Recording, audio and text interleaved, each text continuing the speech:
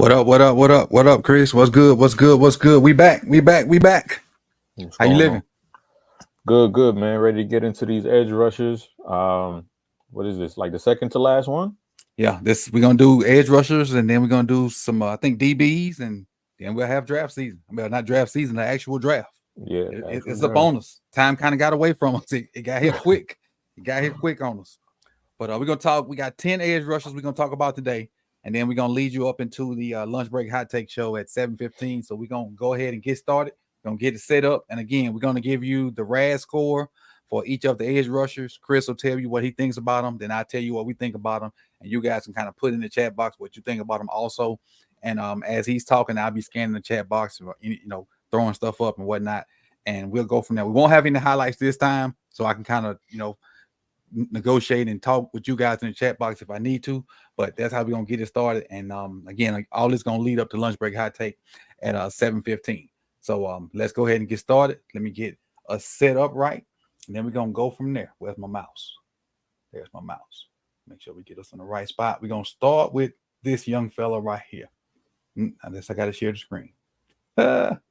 We're a little bit late because we had a last minute adjustment we had to add in there, so that's why we doing what we doing. But here we go. Share the screen, entire screen, bam.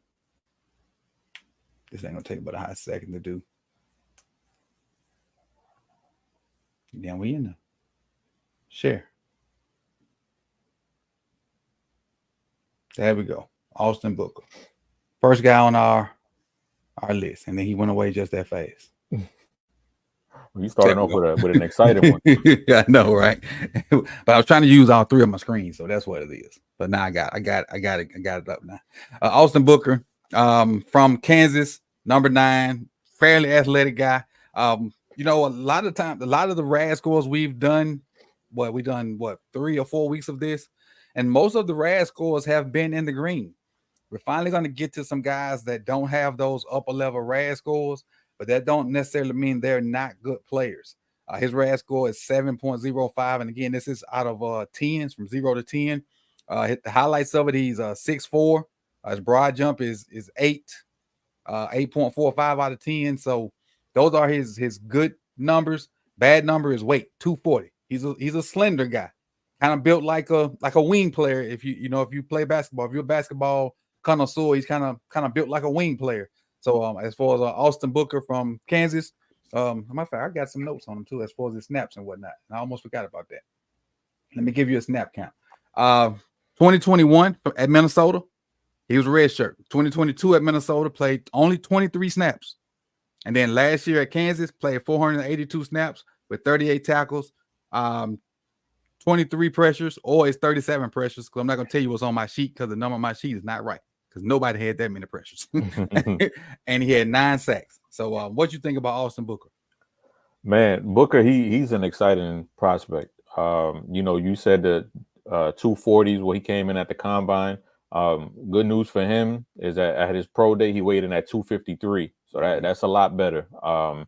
But still, even though he had that 253, you can see his frame. There's still a lot more that he needs to add on to his frame. But as far as the traits that he has, like, he might have the best ghost move in this draft. Like his ability to just duck under and basically play peekaboo with the offensive tackle is really exciting to watch, and just the physical talent that he has right now.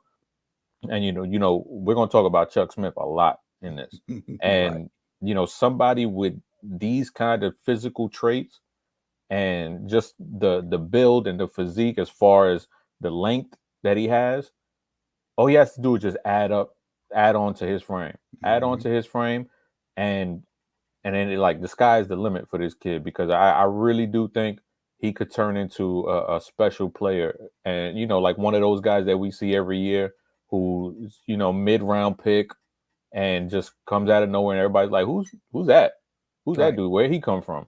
And I think if he just adds more strength, and obviously, he's definitely going to need some more games under his belt, because the lack of experience is huge, and you see that with the numbers that you just read out. Right.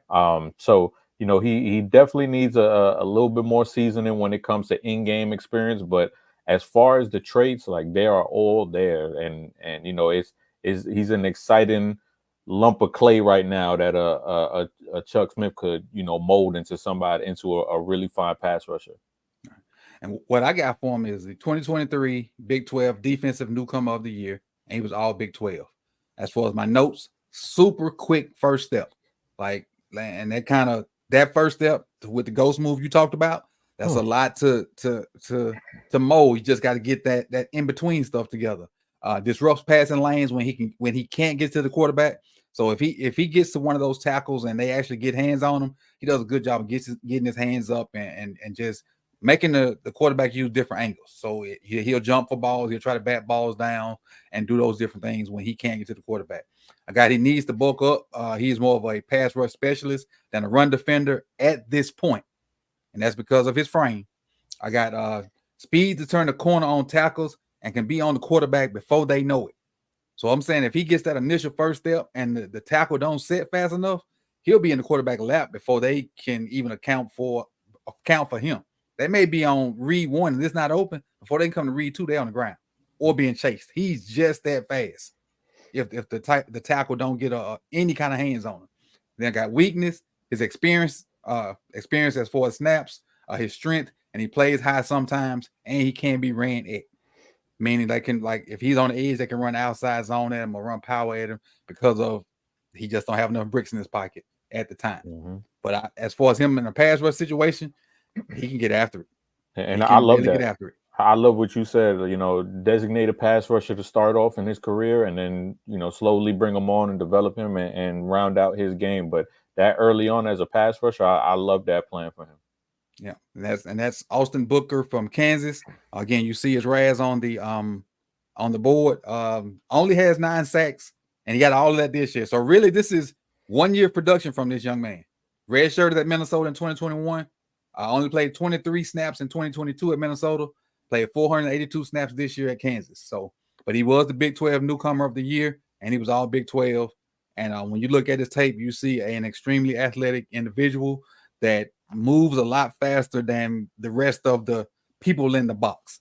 But if a tackle gets hands on him, he kind of he just needs more bricks in his pocket. That's what he ain't got enough bricks in his pocket yet. But he finds ways to get out of it sometimes. So being ran at ain't completely a bad thing. He just gotta, as bots say, he gotta get in his grown man body. Yep. All right, player number 2, Braylon Trice. Let me close this out. Braylon Trice is there we go. Braylon Trice from the University of Washington. So let's talk about as far as his snaps. 2021, 194 snaps, 2022, 611, and then last year, and because they had so many extra games, 925. Last year he had 33 tackles, 80 pressures, and 8 sacks. And then 2022 he had 9 sacks. So as a career at Washington, he has 16, 17, 18, 19 total sacks. Braylon Trice, and you look at his RAS score again in the sevens. His weight 245, and he lost weight for the combine to try to run fast. His combine experience was not very good. Didn't take direction very well. He did bad in some of the drills. Ran okay, but the rest of it to me wasn't very good. And I thought he would slide down the draft board because of it. But then when you look at his tape should outweigh his combine situation. But what you think about Braylon Trice, Chris? Yeah, just hopping on to that combine stuff. Like, I don't know who was in his ear telling him to lose all of that weight, but that was completely unnecessary because you watch the tape and you're like, oh, this dude 270. Mm-hmm. And to come to the combine and be in the 240s is like, this ain't the same dude, Right. And that's not his game. If you're drafting Braylon Trice, you're not drafting him because you think he's a super bendy, fast, off the edge kind of guy. You are drafting him because of his power and the violence that he has in his hands. And that's that's his trump card right there, is the power in his hands. Mm-hmm. He has some quickness in short areas to kind of get blockers off balance, but his game is straight power and relentlessness. And he's a guy that you can easily see become a contributor right away. I don't think he's ever going to be a 10 sack guy or anything like that, but I think he's going to be one of those rotational guys who he can really be a catalyst as far as your defensive line, as as one of those glue guys that is like, all right, that's the cherry on top. Like you have your main guy, but this is a dude who could turn up and, you know, rush inside, rush on the outside, and provide you with some, you know, much needed physicality in the run game, and also passing downs. True. And to kind of talk about what you talk about the weight wise, I got his weight from PFF on my little note sheet. It says 274. This Raz comes from the combine, 245. That's 30 pounds. That's crazy. He lost 30 pounds just to try to run fast at the combine. That's unnecessary. Yeah. Unnecessary. Now he has a decent, you know, combine time because it's green, 4.7. 20-yard splits green also, and his agility is green, but it wasn't necessary. The notes I got for him: effort. I got great being at the point of attack. I said he had a rough combine, but his tape says opposite. And then this last note I got is what's gonna make him some money. He has a duffel bag full of pass rush moves. Like he got moves on top of moves. He got speed to power. He can bend at the top of the route. I mean, at the top of the pass rush move. He can dip. He got a spin move. He got a half spin. He got a bunch of pass rush moves that were on display at Washington. And he reminds me of somebody else. And I don't do a lot of player comps, but watching his tape, and if I'm not mistaken, this dude came from Washington also. Joe Tryon Sharinka, whatever his name. From the Bucks. Play with the Bucks. That's who he reminded me of. And I think Joe Tryon came from Washington. I think Chat Box, help me out. Tell me where Joe played college at. I think he played somewhere on the West Coast, but he reminded me a lot of that dude in this pass rush game. But the difference is Braylon can play the run too. So I hopefully he gained that weight back and can play it in the 270s with you know, whatever team decides to pick him up, man. You know, with us, if we decide to pick him up, I think he'll be one of those guys that can play the edge, he can be a 3 down outside linebacker edge guy, and has the agility to drop if need be. You know how we deal with Bowser sometimes, and we do those different little blitz combinations or whatever. He can drop and cover the flats. You know, he has the athletic ability to do that. But put the weight back on, man. Yeah, definitely. The weight back on. That weight back on. You ain't gonna be a model. We got one of them already. Play number 7, whatever number. All right. Next up, Brandon Dorless. We get Brandon's stuff up here from Oregon. All right, the numbers on Brandon Dorless. Ooh, this is long. 2019, 81 snaps. 2020, 259. 2021, 665. 2022, 651. Then last year, 587. I just give you his total sacks for all, 5 years? 4, 5, 6, 9, 10, 11 sacks. Now, a lot of pressures. They had 46 pressures last year and the year before that. 42 pressures is his third year. And played a lot that last year before last, and I don't want to say junior senior because he's got so many years up there. But he's a little different from any of these other guys that we talked about. And I want to see if you're going to say the difference, what I saw in Brandon. Go ahead, Chris. Yeah, for me, he's more of a defensive tackle. Yes. Yes. You know, he mostly rushed on the inside. That's not to say that he can't rush on the outside, but primarily what you want him to do is be that inside guy, interior disruptor, and really have those advantages over guards, because, you know, he tested well, but, you know, he doesn't have the burst. He doesn't have the bend to really threaten offensive tackles on the outside. So I think with him, his home is definitely on the inside for the majority of his snaps.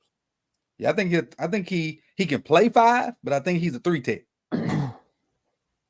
Yeah. He can play 5, but I think his natural position is a 3 tech.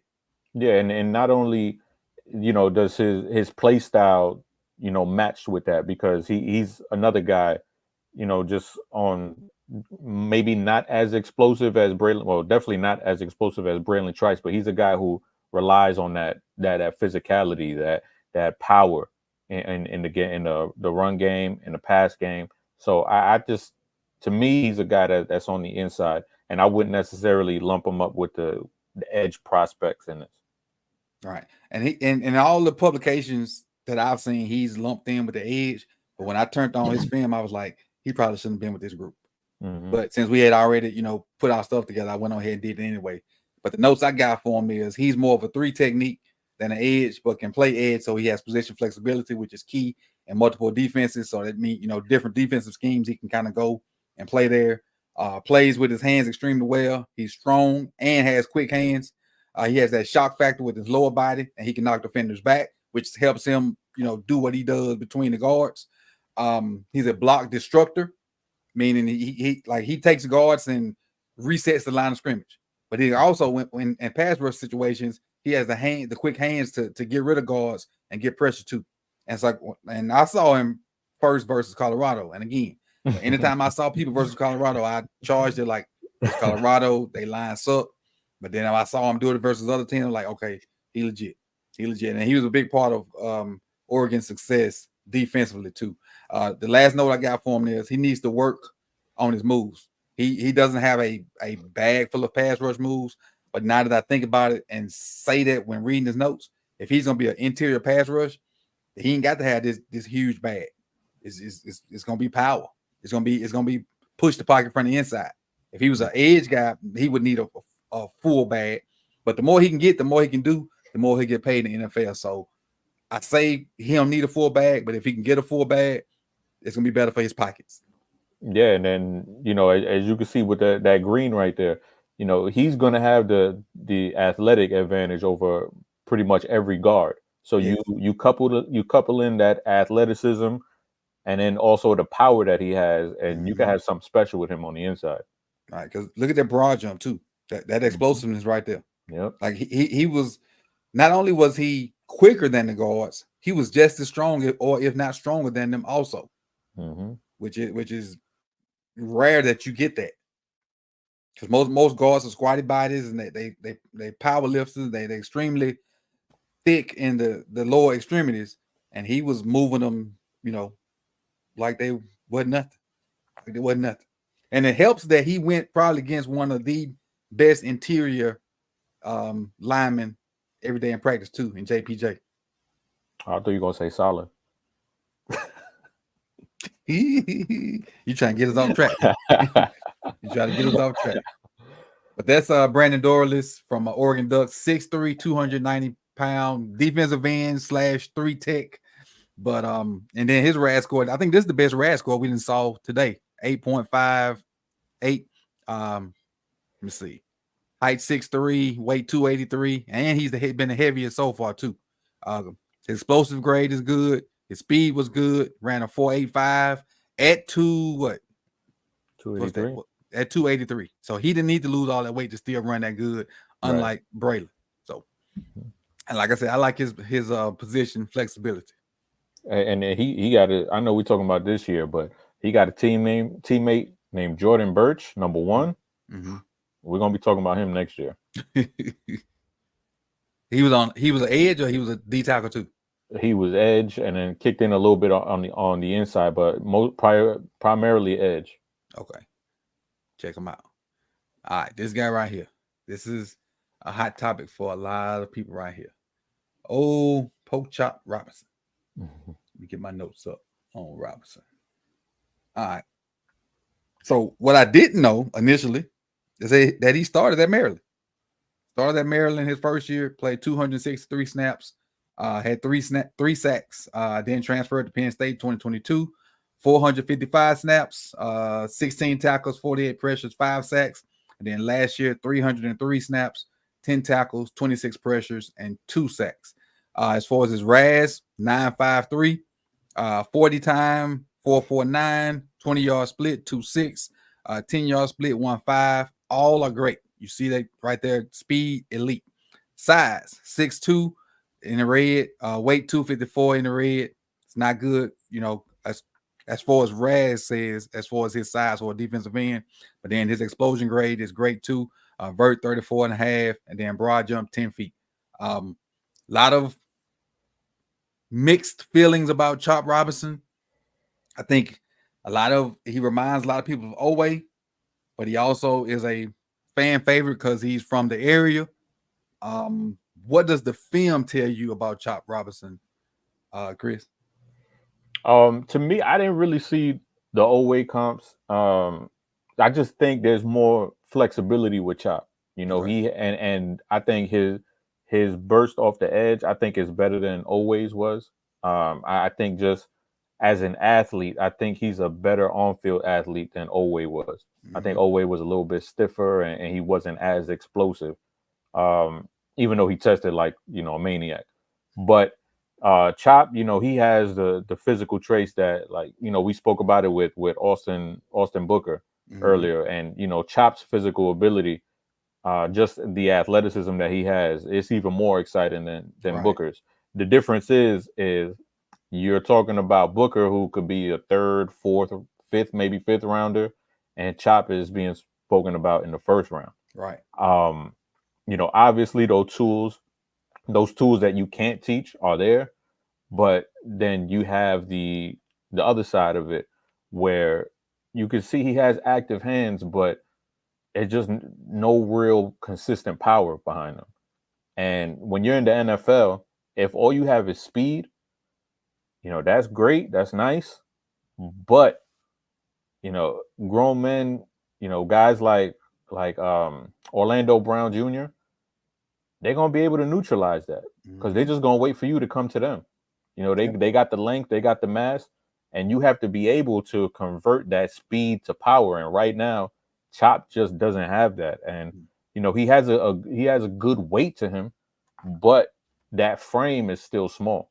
Yep. You know, that frame is not conducive with being able to consistently threaten offensive tackles in the NFL right now. What I got for him is fast and explosive, which that is undeniable. He's extremely fast. He's extremely explosive off the edge. So what I did was I wanted to see what you do. Anytime I see guys from Penn State, I immediately go to the Michigan game and Ohio State, because that's the kind of competition you're going to see. You know, because I don't care if they win them games, because Michigan, Ohio State probably going to have better teams than them always. But I want to see what you do individually both versus those teams. I saw two good speed rushes in those two games. Both of them was against Michigan, but he just got off the ball before the tackle could even look. Right. That's pretty much it. That's pretty much it. I mean, he's a high motor guy, but I got a question on my paper that says, but what's the plan? Right. What's your pass rush plan? You just gonna outrun everybody? Yeah, that's not gonna work in the NFL. Exactly. That's not gonna work in the NFL. So he's a extremely, extremely, extremely good athlete. I don't see a plan of action. I don't see like, okay, I'm gonna speed rush, and when they start oversetting, I'm gonna come back inside, or I'm gonna spin back inside, or I'm gonna dip inside to trying to start, and when they start oversetting inside, I can hit them with the speed rush. It's like everything's speed rush. And I didn't see very many games. I didn't see Penn State play very many games with him. And I blame that on coaching. That's not his fault. But I just didn't see a plan other than I'm quicker than you and beat you off the ball. And that, you know, and he may have more in his bag. It just wasn't showing on tape. Yeah, and I said I got all that natural ability, and the tape looks mediocre versus Michigan, Ohio State, which is the type of talent he'll be playing against next year. I just don't see it. Yep, and you know, like I said to start it off, you know, I like him, but at first round, it's a little iffy for me.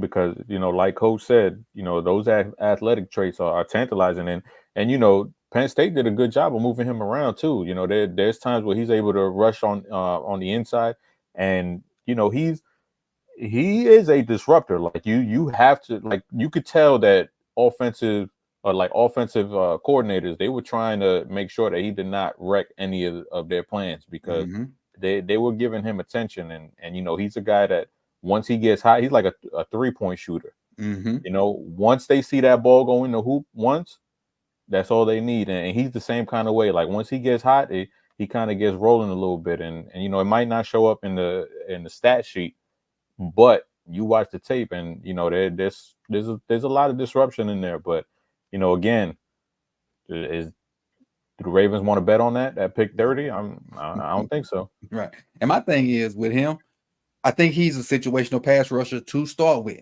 like some other guys we talked about. Like he can come in and rush the passer, but with that frame, I don't trust him versus the run yet.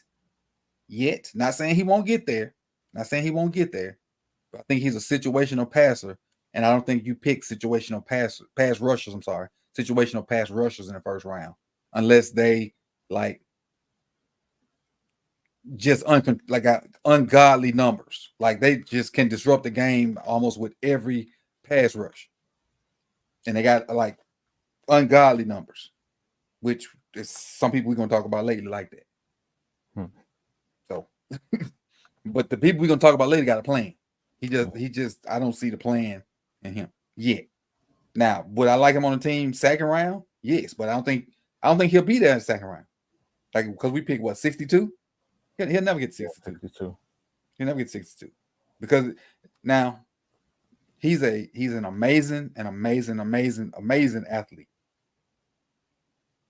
But we need somebody that's going to be impactful right now at 30. And we got 6 guys right there in that position right now. I don't think he would jump over picking him. I don't think he would jump Owe, Ojabo, Kyle Van Noy. None of those guys right now. I personally don't. Do you? I would have maybe Ojabo. I said yeah. Ojabo. Maybe Ojabo. My bad. I was a slip of the tongue. Sorry. That's what I was gonna say. Ojabo, just because he hasn't been able to stay healthy. But even if he is healthy, would Chop be over him? I can't say for sure because when Ojabo has been on the field, he's actually done well in real games. Yeah. All right. Next up on our docket, Chris Braswell from Alabama. Roll Tide. A lot of people don't know he was named after me.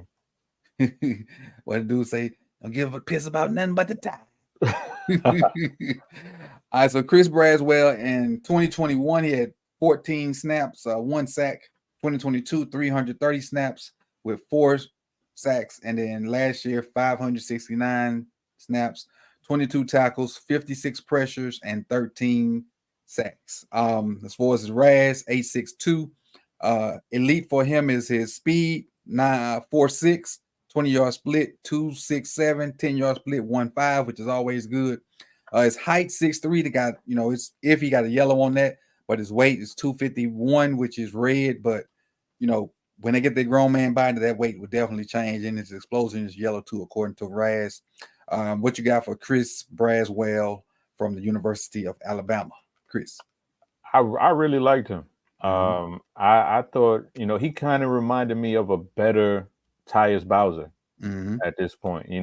Bowser was a super athlete coming out, and Alabama, they asked Braswell to do a lot. They asked him to drop in coverage, they asked him to rush, they asked him to set the edge, and I was a big fan of his game. He has what we spoke about with Booker and Chop. This dude can convert speed to power consistently. And I love that. The plan isn't there yet, but the physical ability to be able to threaten on the edge, but also be able to, just run a damn offensive tackle right off the ball is there with Braswell. Yeah. And that's what you want to see with it when we're talking about complete, package edge defenders. And I think he might be one of the most complete guys in this draft. Just when you look at the physical tools, the power that he has, he just has to develop more of that plan in order to set defenders up. And I don't think he really looked as explosive as his testing numbers were. But I wonder if that's because the lack of playing time, because when you're at Alabama, you rotate. You're not going to be able to just go off and rush the passer willy-nilly and like you will in some other places. You behind Dallas Turner, you behind Will Anderson. So him not being as as developed as, let's say, a guy like Latu, Right. who has a whole bunch of snaps and has been able to, be able to be a edge rusher, Right. And edge refine his rusher. moves. Yeah. And Mm-hmm. so I think with more of those kind of snaps, I think Chris Braswell, he might be able to be one of the most complete guys when it's all said and done from this draft class. And again, I got to say this: we don't talk about these before we hit the live button, like these comparisons. My stuff for Chris Braswell is typical Alabama defensive end, well coached, tough, physical versus the run, sets the edge well. Then he's a well-rounded has a well-rounded pass rush package to go with it. There is no one thing that jumps out, but he does a lot of stuff very well. Like he's not exceptional at nothing really, but he's very good at a lot of things. And then I got in bold letters for my last note, a very solid football player, a 3-down defensive end. Like he can play the run, he can pass rush. He ain't got this, he don't have this explosive, like this great first step or this great spin move or this great pull through, but he's just solid, man. You can you can trust him to be where he's supposed to be when he's supposed to be there doing what he's supposed to do. Mm-hmm. And that's what Bama edges do. And then occasionally you'll get a Will Anderson to come through that can do those things and be exceptional at some other stuff. Yep. And that's the kind of football player, if we didn't have, a room full of guys and 9 holes on the offensive line, I can see Chris Braswell being the pick. I can see, because Chris Braswell, like I think I read somewhere where the scouts get an opportunity to put a red dot on a player that plays like a Raven. Yeah. I'd be willing to put my red dot on Chris Braswell. Yeah, he fits their type. Their type, the lineage as far as the Alabama connection, just the play style. Like I said, he reminded me of Tyus Bowser a lot, and you can make those connections easily. It's just, what are you willing to sacrifice as far as need in order to bring him in? Right. All right, that's Chris Braswell. Good dude right there. I enjoyed watching his tape. Yeah. And he got a pick 6.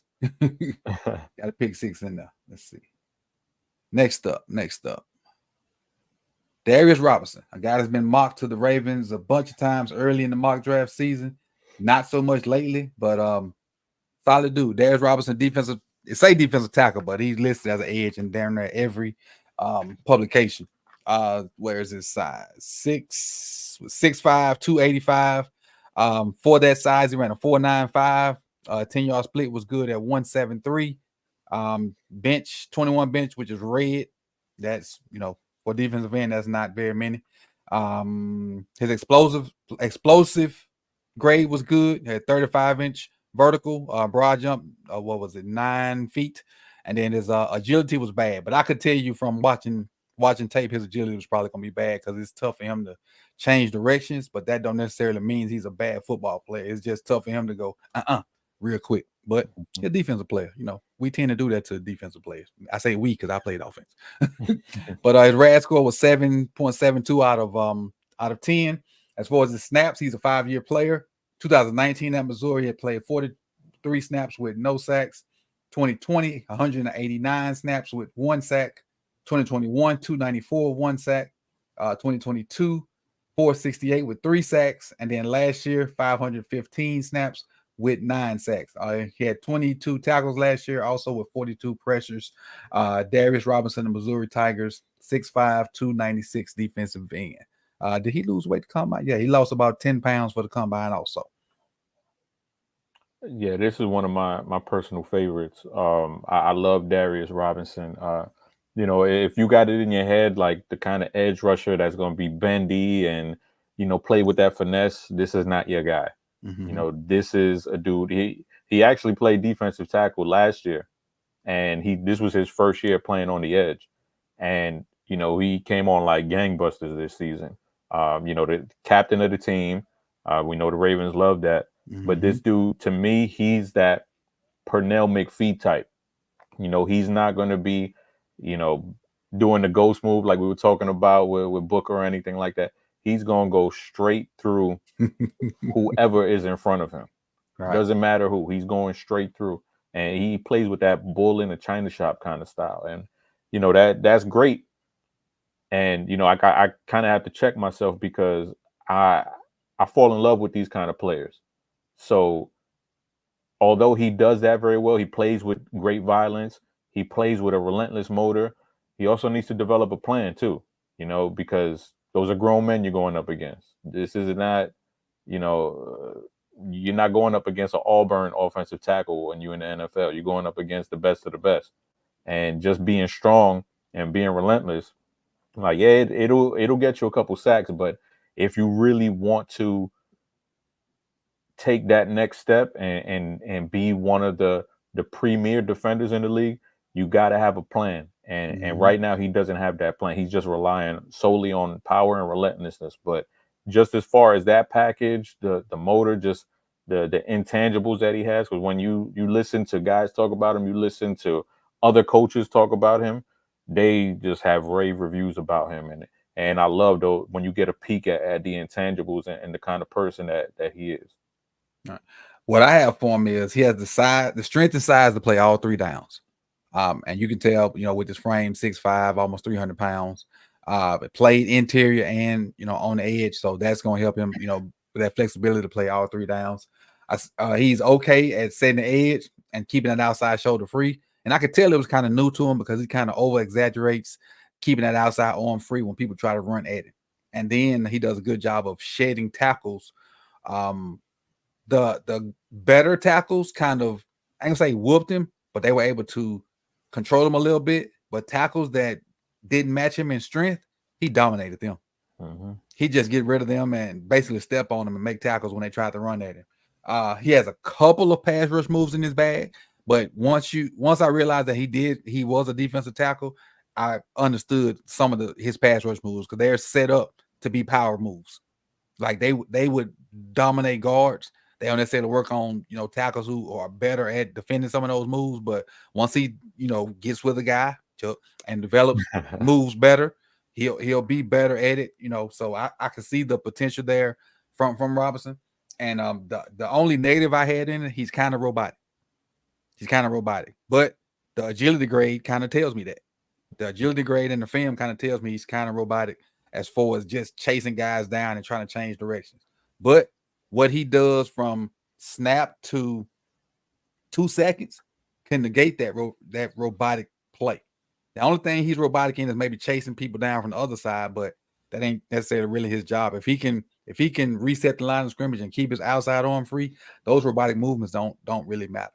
They don't really matter. All that matters is if he gets in a one-on-one situation with like a running back, the running back probably gonna juke him. That's where that kind of comes in to play at. And you can get more flexible, but you really either got it or you don't there. And that don't mean you can't be a good football player. So me putting robotic on that's not saying he sucks. That's just I noticed that he ain't as fluent in his hips and his change of direction, stuff like that. But I like him. I just, I know like early in the draft season, a lot of people mocked him to us, but lately it hadn't really happened. I guess because of the O-line situation. But I'm cool with Robinson. I don't know if 30's the number, but if we get him out, I think Chuck would love to have that nice ball of clay right there. Yes, sir. All right, next up, one of my personal favorites, Javon Solomon. Let's get Javon's stuff up here. Javon Solomon. All right. So I know he's been at Troy all the time, but PFF didn't have the snaps on it. So his last year's snaps was 592, and he led the college football with 18 sacks this year. His RAS score was 721. Size it got red in size. He's 6 foot. It says 6 foot, 246. Bench press 23, which was okay. His vert was 37, which was good. His broad was 911, which was good. 40-yard dash 472 was good, and everything else was mediocre. led the NCAA with 18 sacks. And what did you see in lift film that you could get with out of Javon Solomon? Well, first you got to start off with the build. That's a unique build for an edge rusher. Mm-hmm. Almost 6'1", 246, but his he got the long arms. He kind of built like that Pokemon that's just a rock, and he got the long arms. That's what he looks like. But this dude plays with his hair on fire. Mm-hmm. You can watch it, and you can see Troy really move him around to free him up. There's times where you see this dude, little dude, you know, lining up at 3 tech, and you're like, what the hell? But it's working. Yep. He uses his hands and his physicality and his quickness to just get instantaneous pressure. And he has the production. All you got to do is, for the stat nerds out there, 32 sacks over his Mm-hmm. career. Yep. At that size, and you could say, oh, the level of competition, but you know, when you look at the physical traits and the way that he's able to just play with that relentlessness, I love it. And I'm partial to edge rushers who are shorter. Like dudes like obviously James Harrison is the one, but Mm-hmm. then there are other dudes like Ewan Price from a couple years ago at a Pitt, who was another small guy, kind of the same build, but those guys have that natural leverage. And I wish the NFL would go kind of like the way that is going with quarterbacks, where you see those smaller, uh, like you see quarterbacks now, like the smaller guys. You don't really hear that talking that much anymore. Right. And I wish it could kind of go that way with smaller edge rushers, because they always get picked in like the 6th round, 5th round, later round picks, and they don't really get a shot.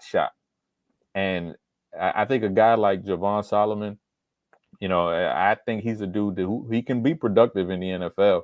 Mm-hmm. Not going to be a 10 sack guy, I don't believe, but I think he's a dude that could definitely contribute and be a rotational piece, especially on passing downs. Right. Now, I threw him up here because this is a homer pick for me. I actually work at the school Javon attended. Now I didn't coach Javon. Javon's senior year was the year I came to the school. I coached against him. So yes, he gave me problems for 3 years. I coached at the actual rivals here. The school I worked at, I coached at the rival school across town. So he gave me nightmares for 3 years. Luckily, his junior year, we beat them on a Hail Mary, an actual Hail Mary, last play of the game. And then, there was issues and people said we didn't catch the ball or whatnot. So they all vowed to blow us out the next year, because they had probably about 18 guys that signed D1 scholarships on that team. And they kicked our ass the next year. And so but I threw Javon up here because of that. But yeah, he led the and actually Jeff Zarebrick actually mocked Javon to us on the Athletic. That he said he had to do a mock draft, and he actually mocked Javon to us, and I think like the 4th round or whatever. But I had 18 sacks in 2023.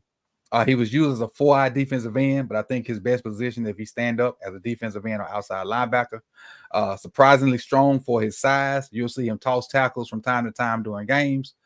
Plays well with his hands, consistently working on moves. Even if the first move doesn't work, you'll see a second and third move ready to fire off.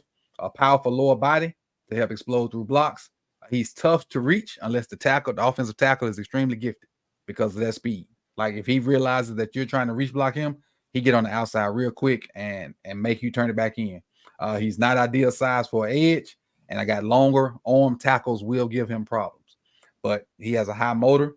He's always running plays down, and he's a typical like an underachiever, undersized guy that play with that chip on his shoulder. That's gonna prove to you that he belongs. And I like even when in high school, like with all the talent they had, my game plan was to find this son gun and make sure we accounted for him. And that didn't change when he went to Troy. He all his years was at Troy, and he turned out to be a hell of a player, man. Hell of a player. And I ain't just saying that because I know him and this is the homer person I want to talk about. I mean, 18 sacks. It's a lot, man. 32 in 3 years. Production, your numbers don't lie. Numbers don't lie. He up there with who went to Troy? It was not DeMarcus Lawrence. What was the Cowboy that went to Troy? I know what you're talking about. Shoot, one of the Cowboy Milk greats went to Dudhead. Troy. Milk Dudhead. I can't That think went his to name. Denver. Mm-hmm. I don't think it was DeMarcus Lawrence. It might have been DeMarcus Lawrence. One of them Cowboy defensive ends went to Troy, and he's up there with him as far as sacks. But that's Javon Solomon. All right. Next up. There you go, DeMarcus Ware. Thank you. DeMarcus Ware. Appreciate it, Jeremiah. Appreciate it. That's exactly what it is. DeMarcus Ware. Did DeMarcus Ware just sing like the national anthem at the Pro Bowl or something? Something like that, yeah. Fake ass seal. Right. All right. This is why we was late, trying to get the Raz for Jonah Ellis. Jonah Ellis is next. Let me get my notes for Jonah.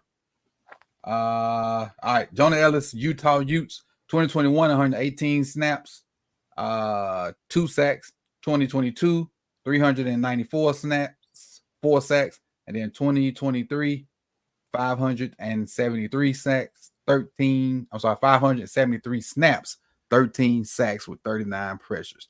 And we just got the Raz like right before we went on. Green. So 8.58, no 40 time, shuttle, and 3 cone was good, which I figured that would have been good because you can look at the tape and tell it's good because he's kind of built like a tight end or a power forward, not necessarily like a defensive end. Size 6'2", 248. Again, it's red because you can tell the way he moves. He's real fast, and his vert is green and his broad is green. But as far as looking at tape, what did you see from Jonah Ellis from the Utah Utes? So he was a guy.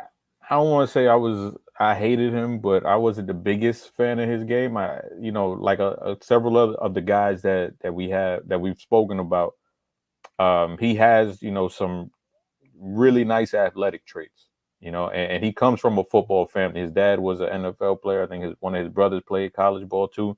And you can see that in his game. You can see that he has some skills as far as his hand fighting and stuff like that. But just for me, the lack of power, that's something that, is going to come up. And maybe that's a bias of mine. You're being nice when you say lack of power.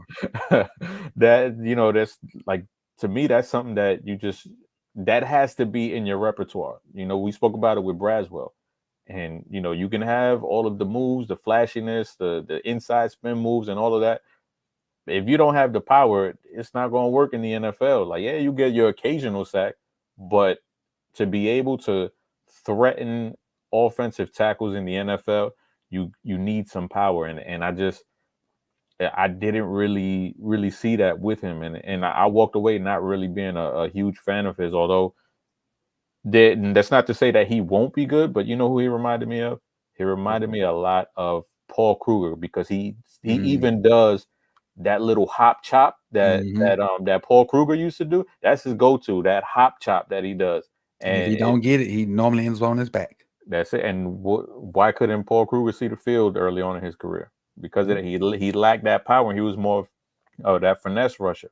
And once he kind of added onto his frame and got stronger, he was able to get some of that success. But he reminded me of Paul Kruger as far as that finesse rush style. I'm almost certain he'll be a 3-4 outside linebacker and on every special team. I got a high motor guy with a very quick first step. He's able to bend and get extremely low to generate pressure on opponents. So that's why I think he can excel if given the right opportunity. If he hits the opportunity to go against one of those taller guards, 6'7", 6'8", he can get so low on the edge that they can't really bend down to get hands on him. But that's one of the few pluses for him that I got. Against the run, he does a solid job of maintaining outside leverage, but he don't stop. He don't set the edge. Like he'll get it to where it can be turned back, but he ain't setting no edge. Like he'll push it to the sideline and make you stick your foot in the ground and get north and south, but he ain't just setting the edge and allowing the defense to collapse on it. I got Ellis offers a solid array of pass rush moves to effectively beat offensive tackles, but if they get their hands on him, it's a wrap. Hand usage and placement punch to get off blockers, but once they get their hands on him, it's a wrap. And I typed that up twice. Huge downside is his slender frame, and then can be engulfed by size when trying to set the edge. He really just don't have enough bricks in his pocket. And honestly, a lot of times I say he has the frame to put it on. I don't necessarily realize think he got the frame to put it on. I think he almost maxed out. Yeah, I mean, it's maybe on the lower half, but I don't know, man. It's, I mean, you would think that, you know, he's working with some of the best because, you know, your dad was in the NFL. You know, you go to Utah, that's a good program. You know, it's not Alabama, but it's a damn good program. And, you know, to have that lack of size and that lack of mass, maybe he's just, you know, a late bloomer, but we shall see. Right. So, and that's Jonah Ellis. And again, we picked. I personally picked some of the guys that were not big names, so we can talk about some guys that were not everybody else were talking about. So that's why guys like Jonah Ellis is on here. So we didn't just have the same 10 guys that everybody in America talking about. So that's kind of why you see like a guy like Jonah Ellis on here, just in case you were wondering. But we're definitely gonna talk about this guy. What are you gonna leave him off? I never heard of this dude. What was not gonna leave him off? Was not gonna leave him off. Latu, defensive end from UCLA. Played in 2019 in Washington. Had 215 snaps, 2 sacks. Had hurt his neck or something then, and was out of football for a while. It was his neck. Mm-hmm. Came back in 2022 at UCLA with 494 snaps and 12 sacks. Last year, 535 snaps, 26 total tackles, 62 pressures, 15 sacks, and bruh. You see his RAS at 933. Height 6'4", weight 259, where they got a red mark by that. But it's 46'4", 10-yard split 270.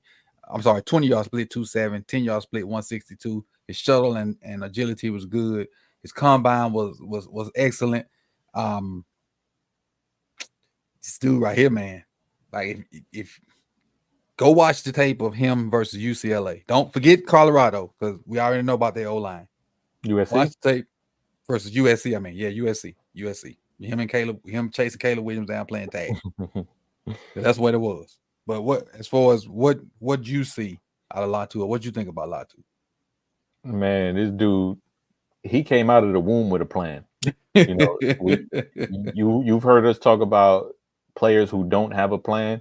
This dude has a plan all the time, and there are some guys who are robotic with their hand movements, and it's like you could tell like this was coached to them. Mm-hmm. With Latu, it's just natural. Like it's like wax on, wax off kind of karate skills where it almost looks fake. Like it looks like it's choreographed. Like the offensive tackle is like, all right, I'm gonna throw them here, and you just hit them to the side because that's how smooth he is when it comes to his hand fighting, and that is an elite level for him right now. You know, there are NFL edge defenders who they don't have the kind of hand uses that he has coming out as a prospect, and you know, a lot of the pundits and all of that stuff were, you know, saying he's not a great athlete and, you know, he's going to test poorly. And he tested well. You know, he doesn't have that, you know, that get off that is like, wow, you know, it blows you away. But he's still a good athlete. And not even forget athleticism right now. Let's talk about smarts. Right. Like this dude's instinct and feel for the game is incredible. Not just rushing the passer, but also when he's dropping back and defending. Like he's just incredibly smart. And you know, you have to put a premium on guys who are not only physically gifted, technically gifted, but also have those rare instincts to make plays and put themselves in position to be successful. Because I think you see that a lot on his tape, where he's in a spot where his coach might have not told him to be, but his instincts put him in that position. And you know, he's definitely a fun player to watch. And people who are watching this, they might think, oh, why are they talking about Latu? There's a chance he could fall to 30.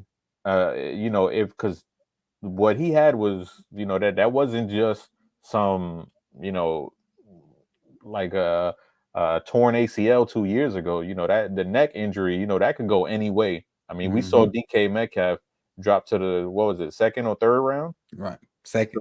So it's not out of the realm of possibility. I don't think it'll happen, but it's certainly not off the table when it comes to those medical grades. Where did the kid, he started at UCLA? I know you talk about Jalen Phillips. Yeah. Where did he end up going? He ended up at Miami. Yeah, he ended up Miami. Saying, like, as far as draft, where did he end up going? Because he had ended up with a great year. Him and Rousseau. I think like 15th. Okay. I think the Dolphins got him like around 15 or somewhere like that. Okay. But it's similar thing where he had to retire, and then come back and get medically cleared again. Latu went through the same thing. He had to retire. He was actually with Washington, and he had to retire, and then he ended up coming back to UCLA and linked up with one of his defensive coaches at UCLA. A gift from the heavens for whoever that coach was, because he turned out to be the guy. I did a video on Latu, and man, it's like you said, the way he moves in and out of stuff is effortless. Like, if you can, if he comes out in speed rush and you guess right and you overcompensate for that, he'll be spent inside before you can even set that post foot to speed rush. Right. Or if you guess right on whatever move you think he gonna give you, his counters are so well timed in place that it's almost like he know what you're thinking. And I knew he was a decent pass rusher before I watched the film. Watching the film let me know he's an excellent pass rusher, but what I didn't know is how well he uses his hands versus the run. Now, he ain't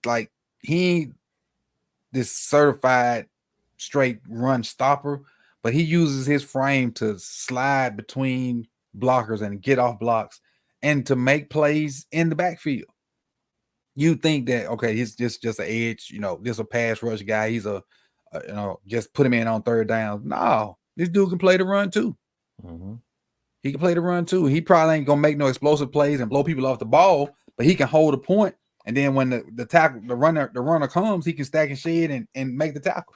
So that part of the game that I didn't know about just enhanced his play for me. And I already thought he was the best pass rusher in the draft. That solidified for me as him being the best edge. And I rave about him and his tape. And if you haven't watched film on him, not only from my channel, his highlights, his full games, whatever, this dude's the real deal, man.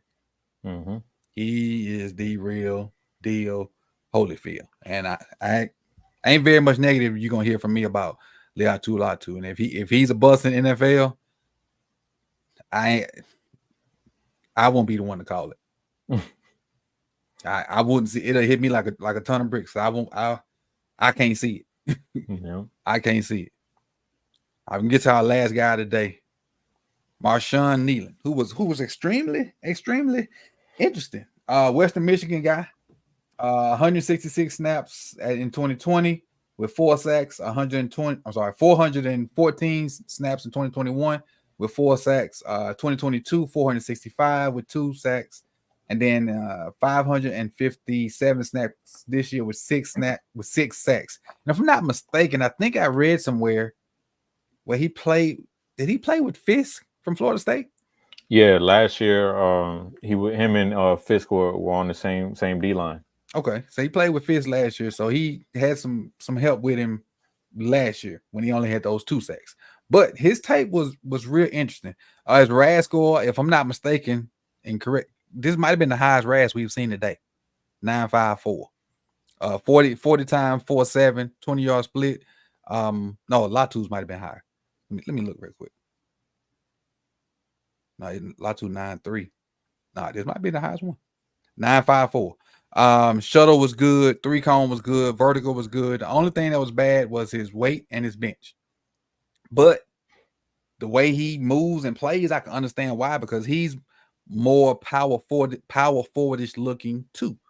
But he dominated the competition at Western Michigan, and when you play at a lower level, that's what I expect to see. And like what's on the top of his helmet, where it say "eat," that's what he did.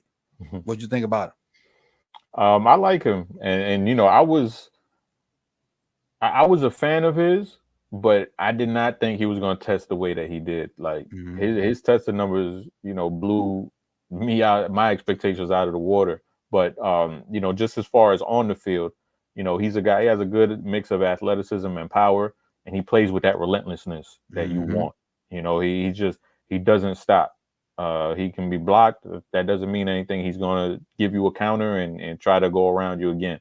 And he isn't going to be one of those loose edge defenders or anything like that. I actually think he's a guy that's going to provide a little bit of uh, a little bit of experience rushing from the inside, and then also have that versatility to kick outside.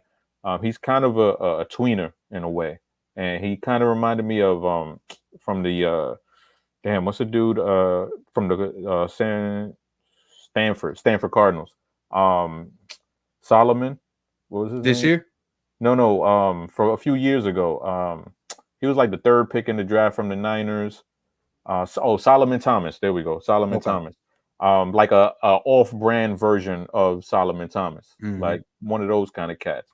I think he has that athleticism. It doesn't always jump off the screen like a Chop Robinson, but Mm-hmm. I think that first step I think is really good, especially for a guy who's as heavy as he is, because Chop Robinson, 245, 250. This dude is probably playing at like 270, 275. So Right. that first step, that initial first step quickness, well, it's good for a player of that weight. And he's another guy, you see him moved all around in order to avoid those double teams. You see him rushing from the inside, rushing from the outside. So he was a guy I'm really intrigued with, and I can't wait to see where he goes, because small school guy. He was actually someone who committed to go to Colorado, and then he changed his mind and went back to West Michigan. Western Michigan. So he's definitely a fun player, and I'm a big fan of his.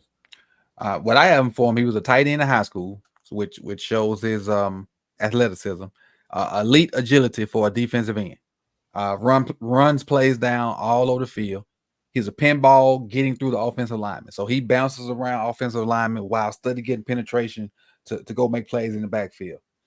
He's very good versus the competition in his league at stopping the run, getting rid of and beating guards and tackles. So even when they slid him inside, he had a good job. Well, he does a good job of getting rid of guards, getting rid of tackles, getting penetration, making tackles in the backfield, running plays down. So he was all over the place at Western Michigan in league play. I think he's a 3-down defensive end because he can play the run, and in his league he can play the run and play the pass. And I think he needs to add to his pass rush bag, like, because just speed rushing and just athletic ability itself won't be enough. And I don't think that's necessarily a bad thing. I think he just hasn't have to have to expand his bag, because he's just been able to out athlete people in Western Michigan's league. And then the fact that he had Fitz with him too, he necessarily didn't have to be the man. So like now he's going to have to expand his bag, in which I think he can do that because of the athletic ability and what he has. He'll be able to get a spin move, be able to get a cross chop, be able to convert speed to power and vice versa. He'll be able to, like, he'll be a great stunt guy Mm-hmm. Yep. because that ability to change directions. He'll be a great stunt guy. So I think somebody's going to get a steal out of him in a later round, maybe a third or fourth round, because his athletic ability, his ability to play the run, on top of the fact that he's one of those high motor guys, and he's just not a high motor guy that's just gonna run around and not do nothing. He actually doing something and making progress. So I like this game. I like this tape. I would have loved to see him versus better competition. Maybe if he had went to Colorado, I would have liked to see him play in that league. But for what from what I saw of him versus Western Michigan, I was pleased with him. And he's gonna make somebody's he's gonna make somebody team. I don't think he's gonna be cut. And I think he's gonna be a solid, rotational piece for somebody. Whether it be us or not, who's to say that? But I like Marshawn Leland, and if you haven't had a chance to watch some tape on Marshawn Leland, at least go type his name in YouTube and go check his highlights out. Mm-hmm. All right, so those are the 10 for today. What we're gonna do now is me and Chris will collaborate on what let me see. Oh, my bad. What DBs we're gonna do. So we'll have 10 DBs for you next Wednesday at the same time. And we're going to get up out of here, man. So what you do now, if you're going over to Lunch Break Hot Take, make sure you tell them Coach and Chris sent you. And we'll be over there soon, man. I appreciate everybody for coming out. You could have been anywhere in the world, but you chose to be here with us. Peace and love. We'll see y'all soon. Peace. Peace.